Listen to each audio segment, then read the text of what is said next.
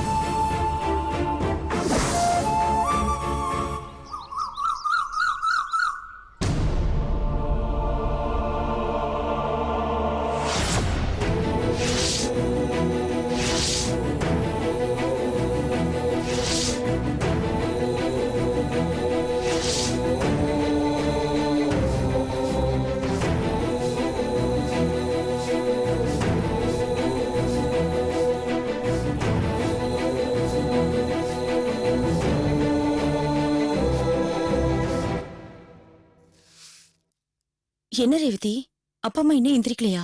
ஆமாக்கா, நான் வேணா எழுப்பவா? வேண்டாம். விடிஞ்சா எனக்கு என்ன ஆகுமோ ஏதாகுமோன்னு நினைச்சு ராத்திரி முழுக்க புலம்பிட்டே இருந்திருப்பாங்க. இன்னும் கொஞ்ச நேரம் தூங்கட்டும். நான் போய் ஸ்டேஷனுக்கு போறதுக்கு ரெடி ஆயிட்டு வந்துடுறேன். ரேவதி, ஏய் ரேவதி, இதெல்லாம் அப்புறமா பெருக்கிக்கலாம். நீ பாப்பாவை கொஞ்சம் பாத்துக்கோ. நான் இன்னைக்கு கோயிலுக்கு போக வேண்டியிருக்கு. இத பார், இனிமேலாவது நந்தினிக்கு எந்த பிரச்சனையும் வரக்கூடாது. நான் கோயில வேண்டிட்டு வர போறேன். நீ பாப்பாவை பாத்துக்கோ. சரிக்கா, குழந்தைய அம்மா பக்கத்துல படுக்கவே. சரி, பாத்துக்கோன்னு.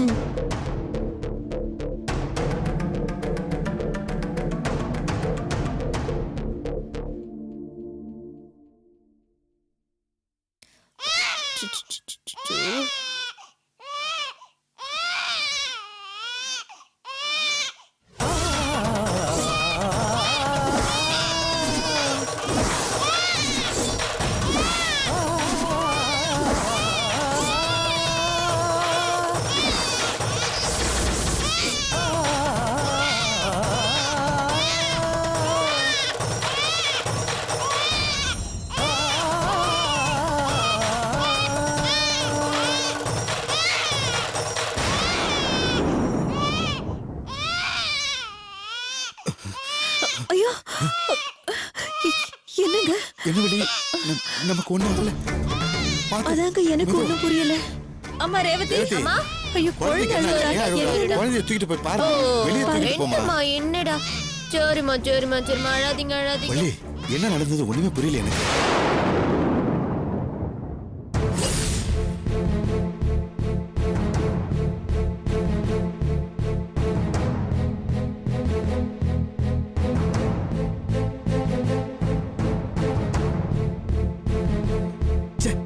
என்ன வள்ளி இது?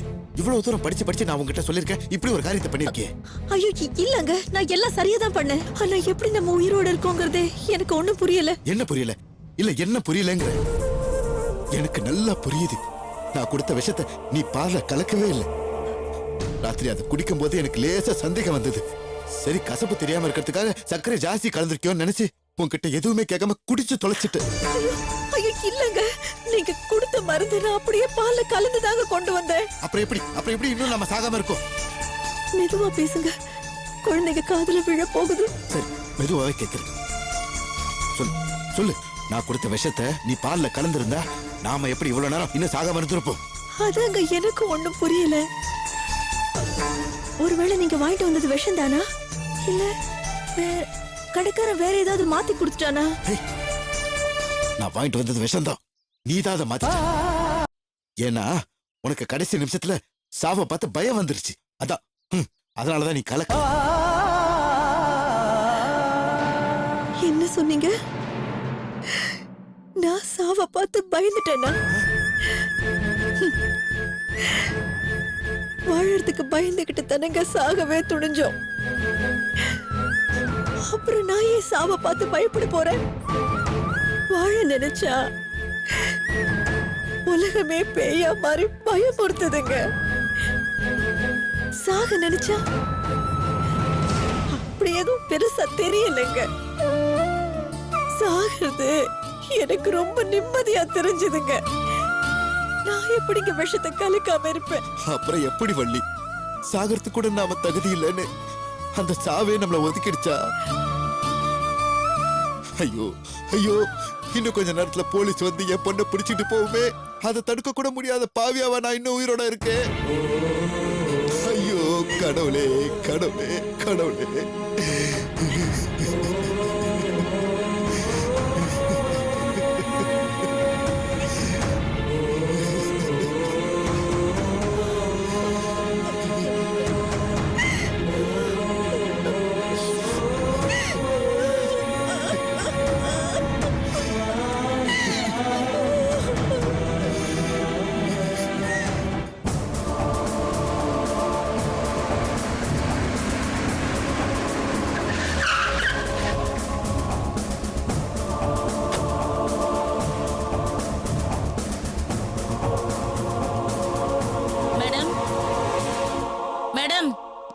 வாங்க இன்ஸ்பெக்டர்.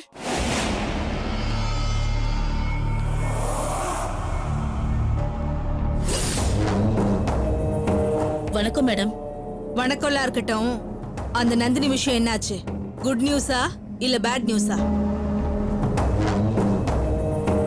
என்ன, அந்த நந்தினி ஒத்து வரலையா? இல்லையா ஆமாவா? அத மட்டும் சொல்லு. ஒத்து வரல மேடம். என்னவா அவளுக்கு கஞ்சா கேஸ் பத்தாதாமா? அக்கா அவள எல்லாம் பிராதல் கேஸ்ல. பின்ன என்னக்கா? இருடா, இன்ஸ்பெக்டர் இன்னும் சொல்லி முடிக்கல.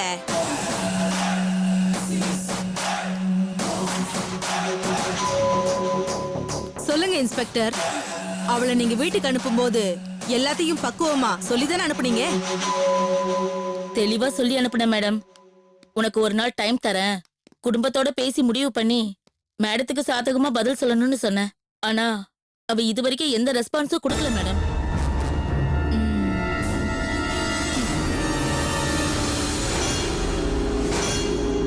அது அவ தப்பு இல்ல. இப்பதான் புரியுது அது ஏன் தப்பு. மேடம், என்ன மேடம் சொல்றீங்க? வக்கீல் சார், நம்மளை யாராவது அடிச்சா வர்ற கோவத்தை விட நமக்கு பிடிச்சவங்களை அடிச்சா வர்ற கோவம் ரொம்ப ஜாஸ்தி இல்ல? உண்மைதான் மேடம். அதான் சுரேந்தர். இன்ஸ்பெக்டர், நீங்க என்ன பண்றீங்கன்னா நந்தினியோட வீட்டுக்குள்ள கஞ்சாவை வச்சு குடும்பத்தோட உள்ள தூக்கி போட்டுருங்க. நந்தினி மட்டும் இல்ல, அவ குடும்பமே ஏன் வழிக்கு வரும். மேடம், வீட்டுக்குள்ள கஞ்சா வைக்கிறது கொஞ்சம் கஷ்டமாச்சே மேடம். நீங்க கொஞ்சம் கஷ்டப்படுங்க, நான் ரொம்ப தரேன்.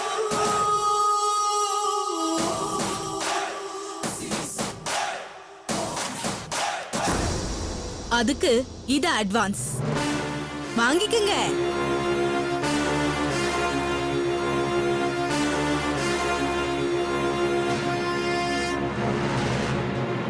இது போதுமா? மேடம் வீட்டுக்குள்ள என்ன மேடம், தெருவுக்கே வைக்கலாம் மேடம். நீங்க சொல்லிட்டீங்கல்ல, நான் செஞ்சிடுறேன். வரேன் மேடம்.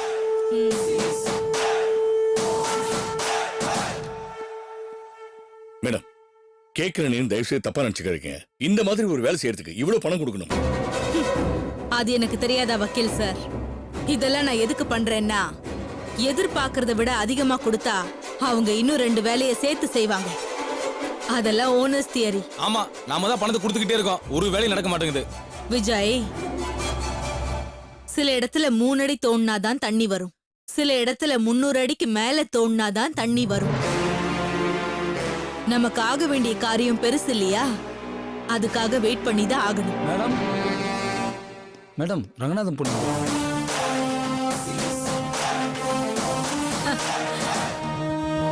வர சொல்லு. பாத்தீங்களா வக்கீல் சார், பயம் பயம் எப்படி அந்த நந்தினியை ஓடி வர வச்சிருக்கு பாத்தீங்களா?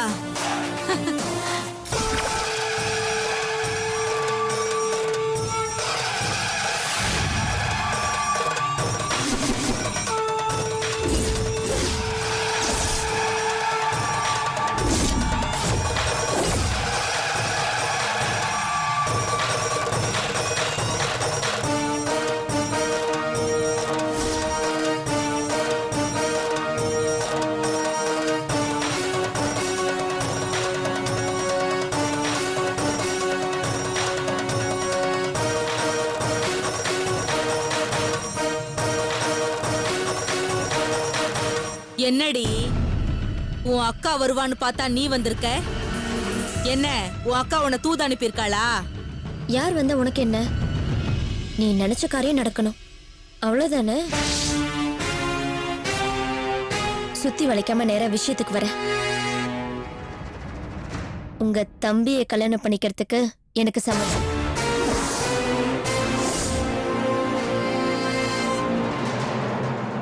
உங்க தம்பியை வெளியே கொண்டு வர வேண்டியது ஏன் பொறுப்பு. ஏய், யாரு வீட்ல வந்து யாரு எதிரில நின்னு என்ன பேசிட்டு இருக்கேன்னு தெரியுதா? நான் பிறந்ததுல இருந்து கிரிமினலா வளர்ந்தவன். என்கிட்டயே கண்ணாமூச்சி விளையாடி பாக்குறாளா உன் அக்கா? நான் எவ்வளவோ கெஞ்சி பார்த்தேன், மிரட்டி பார்த்தேன். அதுக்கெல்லாம் உன் அப்பாவும் ஒத்து வரல, உன் அக்காவும் ஒத்து வரல. இப்ப நீயா என்ன தேடி வந்து உங்க தம்பிய கல்யாணம் பண்ணிக்கிறேன், உங்க தம்பிய வெளியே கொண்டு வரேன்னு சொல்றத நம்புறதுக்கு நான் என்ன முட்டாளா? உண்மைய சொல்லு. உன் அக்கா என்ன பிளானோட உன்னை அனுப்பி வச்சிருக்கா? இப்ப நீ சொல்லல, இங்க இருந்து நீ உயிரோட போக மாட்ட. இனிமே நான் பிளான் பண்ணி உங்ககிட்ட ஜெயிக்கிறதுக்கு என்கிட்ட என்ன இருக்கு? அதான் எல்லா கதையும் அடைச்சிட்டீங்களே. எங்க அப்பாக்கு வேலை போக வச்சிட்டீங்க, அக்காவை எந்த கம்பெனிக்கு வேலைக்கு போக விடாம பண்ணிட்டீங்க. இப்ப எல்லாத்துக்கும் மேல எங்க அக்காவை கஞ்சா கேஸ்ல உள்ள அனுப்பிட்டீங்க. நீங்க நினைச்சா என்ன வேணாலும் பண்ணுவீங்கன்றது என் அக்காக்கும் என் அப்பாக்கும் புரியலனாலும் எனக்கு நல்லா புரியுது. அதனாலதான் எங்க வீட்ல யாருக்கும் தெரியாம நான் இங்க வந்திருக்கேன். நான் உங்க தம்பியை கல்யாணம் பண்ணிக்கிறது என் வீட்ல இருக்கிறவங்க சம்மதத்தை விட ஏன் சம்மதம் தான் ரொம்ப முக்கியம்.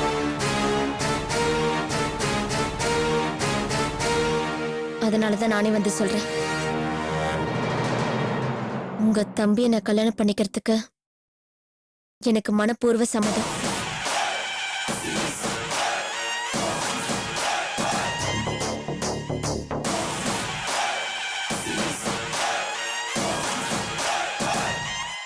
Very good, very good.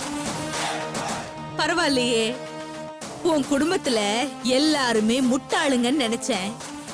நீ ஒருத்தி புத்திசாலியா இருக்கியே.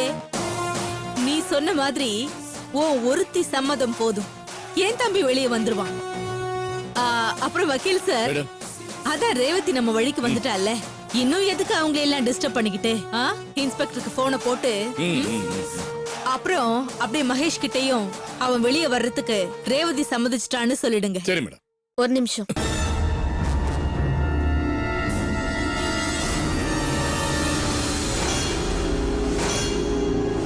உங்க தம்பிய வெளியில கொண்டு வரதுக்கு நான் எவ்வளவு முக்கியன்றது உங்களுக்கு நல்லாவே தெரியும். இப்ப நான் சம்மதிச்சிட்டேன். பதிலுக்கு நீங்க எனக்கு என்ன பண்ண போறீங்க? உனக்கு என்ன வேணும்னு கேளு, எது வேணாலும் கேளு, நான் எல்லாமே செய்றேன். எல்லாம் வேண்டாம், பாதி போதும். புரியல. உங்களுடைய எல்லா சொத்துலயும் எனக்கு பாதி பங்கு வேணும்.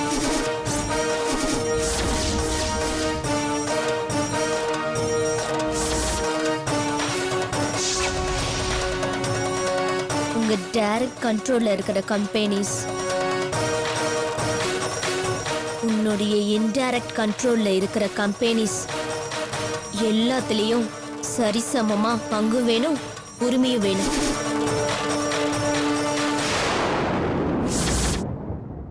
உங்க பேங்க் பேலன்ஸ் மட்டும் இல்ல, உங்க பிளாக் மணிலயும் எனக்கு சரி பாதி பங்கு வேணும்.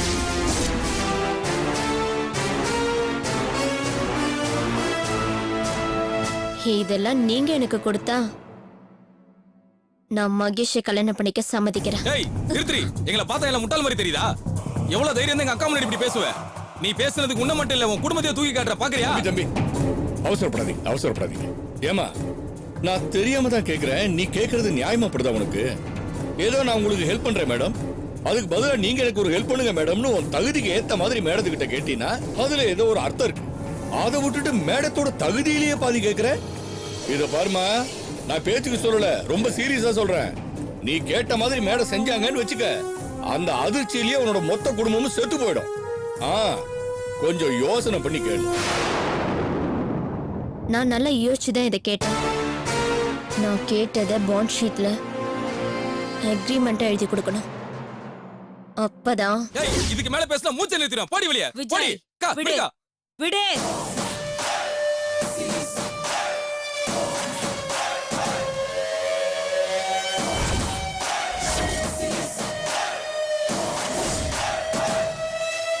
சும்மா சொல்லக்கூடாது. நான் உன்னை என்னவோ நினைச்சேன், ஆனா நீ என்ன மாதிரின்னு ப்ரூவ் பண்ணிட்ட.